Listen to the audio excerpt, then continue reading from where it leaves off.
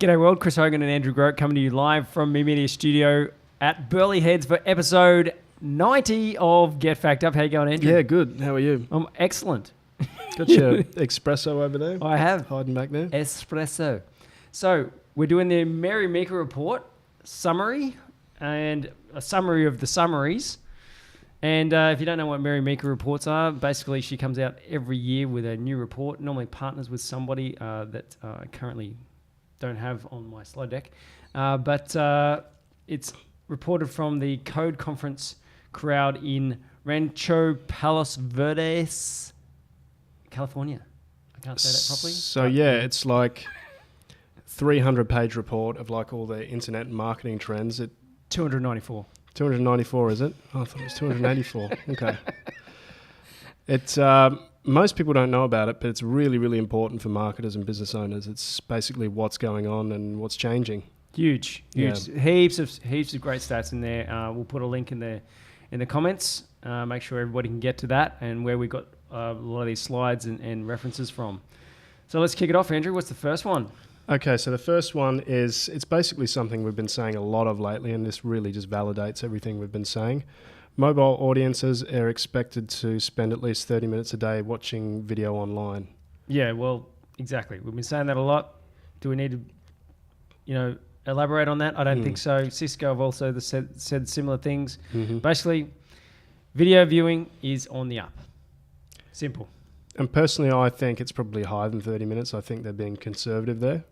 Oh, For myself, it's probably upwards of an hour and a half. well, I think they said it went from like 5.7 hours a day to like 5.9, something like that. So Yeah, for mobile viewing and stuff like that. Yeah, it's crazy. So there's, while 30 minutes doesn't seem like a lot, it's still in the plus 5 hours a day. Yeah. And we've always been saying if you're not doing video content, then you're going to get left behind, and this just further proves it, really. Exactly.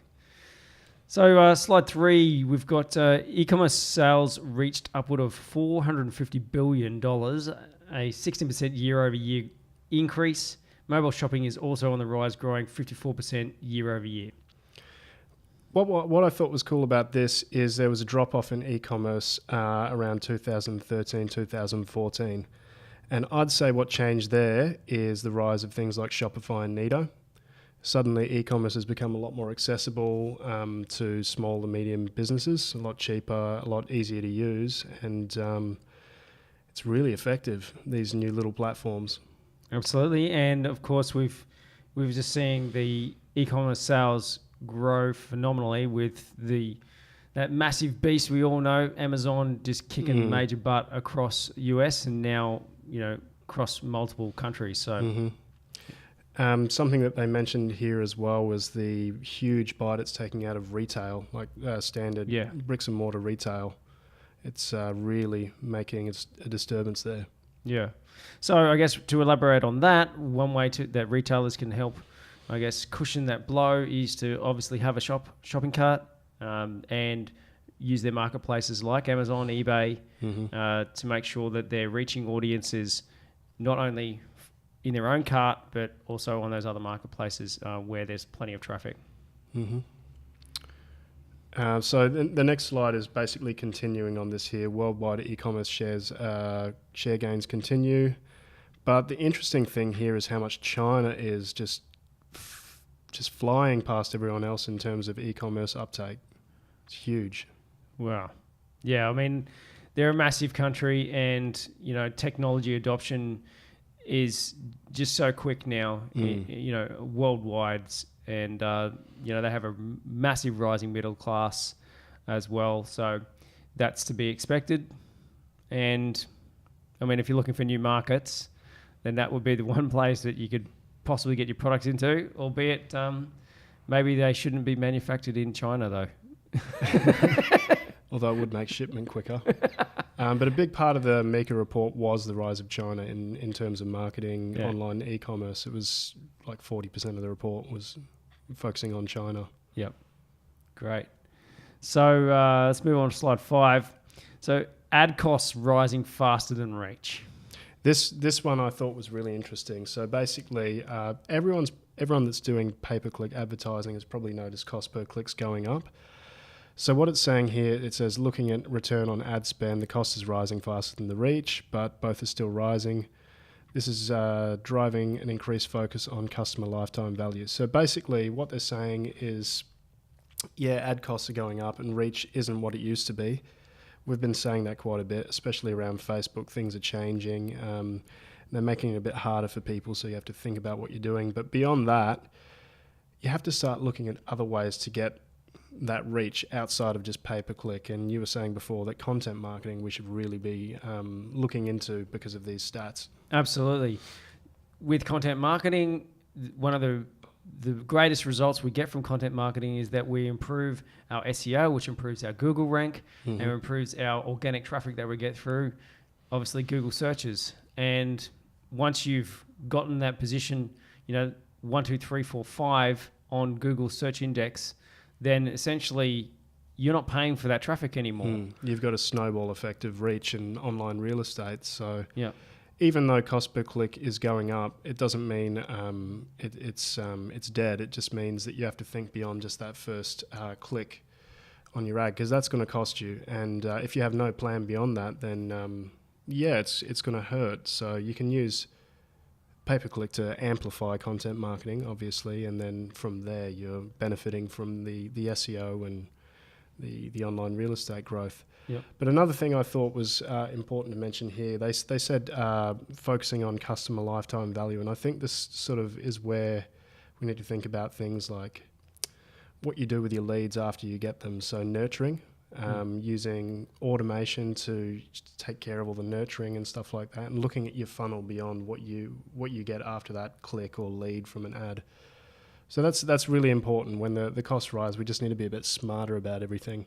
Yeah, obviously nurturing your clients, your existing clients is very important, and it's a no-brainer for sales. It's much easier to convert your existing clients into ongoing sales than it is to convert new. So aside from automation that we know about and we've spoken about before, sales and marketing automation can nurture your existing clients really well. Content marketing can also do that as well. What are you going to put into that sales and marketing automation? And making sure that you're putting out content that's relevant to your existing customers. How are you helping them convert more sales for themselves or improve their business? So I don't think people are going to ever let up on spending money on pay-per-click advertising. So this is where there's a bubble. The people that can sort of bridge that gap and do the smarter things around pay-per-click are the ones that are going to benefit here. Cool. Last slide, mobile usage and advertising. All right, I'll go. So attention is shifting to mobile more than advertising, with 29% spent on mobile and 26% on advertising budget, creating a $7 billion gap. I thought this one was really cool. And this was sort of starting in last year's Meeker report, where they're saying there is a massive increase in mobile usage, but not the increase in people spending for advertising ads on mobile isn't increasing sort of at the same speed. So there's a gap there, and that's where there's an opportunity. So marketers basically aren't adopting advertising as fast as the consumers are adopting the technology. Yeah, for mobile. Which is pretty normal. Advertisers and marketers are normally the slowest to adopt these new ways of marketing based on trying to understand the consumer constantly. It's a constant chase. How is the consumer acting online? What devices are they using? So on and so forth. So to put it simple, there, mobile advertising is where you should be looking, because that's where there's a gap, and if there's a gap, it's going to be cheaper and more effective. But bring it back to the first slide, video. Yep. People on mobile are looking at videos. So video advertising on mobile, I'd say, is probably the takeaway point of all of that. Yeah. That's it from Mary Meeker's report from 2018. Thanks very much for watching Get Fact Up. Me Media are your creative agency that create engaging, authentic content for the new media world. We produce video, infographics, animation, podcasts, and live streaming. Get in touch with us. It's memedia.com.au. Thanks, Andrew. Thanks, Chris.